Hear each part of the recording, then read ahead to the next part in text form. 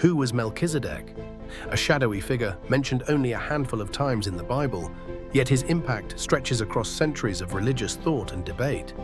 Was he a king, a priest, or something far greater? Welcome back to History, ReExamined. Today we unravel the mystery behind this enigmatic figure whose presence continues to spark fascination and intrigue. In Genesis 14, Melchizedek first emerges on the scene during a pivotal moment in Abraham's life. After Abraham's victorious return from battle, he encounters Melchizedek, the king of Salem and a priest of the Most High God.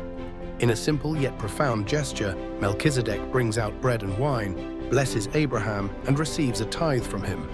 This encounter, while brief, has been dissected by theologians and historians who seek to understand its layers of meaning. What's particularly noteworthy is Melchizedek's dual role as both a king and a priest. This blending of secular and spiritual leadership is unique in biblical history. The city of Salem, often identified with ancient Jerusalem, adds even more symbolic resonance to this meeting. Some see this encounter as a precursor to the concept of a priest-king, a figure who would later become central in both Jewish and Christian traditions. Melchizedek's story doesn't end there. He is next mentioned in Psalm 110, a royal psalm that speaks of a future ruler who will sit at God's right hand, someone who will be a priest forever in the order of Melchizedek. This reference cements Melchizedek's immortality in the biblical tradition and adds to the air of mystery surrounding his identity and significance. Fast forward to the New Testament, and Melchizedek makes his third and final biblical appearance in the Epistle to the Hebrews. Here, the author elaborates on Melchizedek's priesthood, describing it as a foreshadowing of Christ's eternal priesthood. Hebrews presents Melchizedek as a figure without father or mother, without genealogy, and without beginning or end, reinforcing his role as an eternal priest.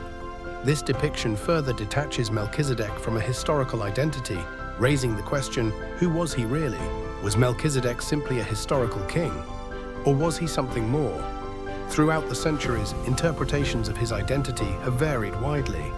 In Jewish traditions, some scholars believe Melchizedek was Shem, one of Noah's sons, who carried forward the divine blessing.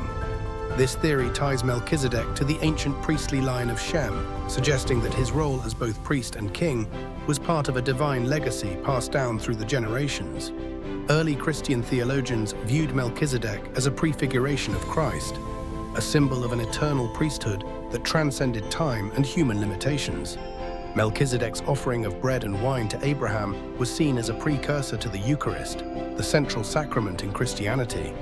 Meanwhile, mystical and esoteric traditions have taken a more speculative view, suggesting that Melchizedek could have been a celestial being or even a theophany, a manifestation of God in human form. These traditions often point to his mysterious nature as evidence that he embodied higher, universal truths beyond human comprehension. Despite the sparse biblical references, Melchizedek's legacy endures in various religious and spiritual traditions. In Christianity, he is seen as a priest-king who offers bread and wine, symbolizing Christ's role in the Eucharist. In Judaism, he remains a mysterious figure connected to righteousness and divine service. And in esoteric teachings, Melchizedek is viewed as embodying transcendental wisdom and universal truths. Melchizedek remains one of the Bible's most mysterious figures. Whether he was an ancient king, an angelic figure, or a prefiguration of Christ, his story transcends time and continues to inspire both religious scholars and spiritual seekers alike. His brief appearance in Scripture leaves us with questions that may never be fully answered, but his legacy as a symbol of divine wisdom and eternal priesthood continues to resonate. So, who do you think Melchizedek really was? A historical figure, a divine manifestation, or something else entirely? Drop your thoughts in the comments below. I'd love to hear your take.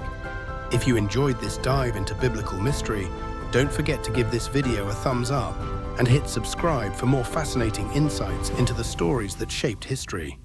Thanks for watching.